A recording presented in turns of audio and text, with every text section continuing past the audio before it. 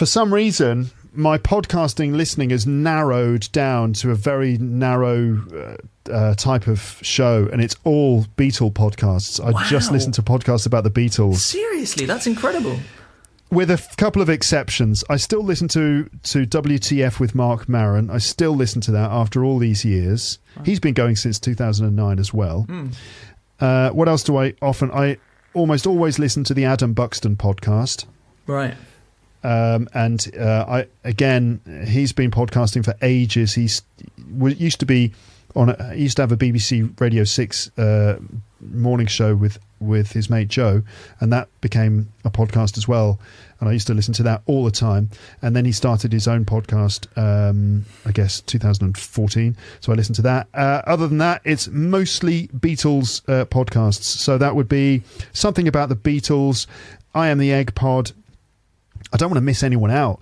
Glass Onion on John Lennon, and others like Nothing Is Real, all of those Beatle podcasts, and loads of others. Another Kind of Mind. There's loads of them. One Sweet Dream. Wow. There's tons of Beatle podcasts, and I listen to almost all of them. Amazing. It gives me, for some reason, I'm never bored of listening to people talk about them. Is it mostly just like stories about the Beatles' lives and their times and things like that? Or? There are many different facets to it. All of it, just any angle you want to take. There's Beatle podcast episodes about it, and it's stories, anecdotes about them, but also. Describing, for example, you know, some of these podcasters will do a whole 3-part series about 1 year in their career, for example. And I don't know, it's just, how to put it? The more specific you get, the more you analyze one very specific thing in great detail, the more insightful and interesting it is. I mean, it really, really is. There's so much depth into them as individuals, their psychology, their relationship, but also the music, also the other people involved in the story, the times, you know, the culture and the politics of the time.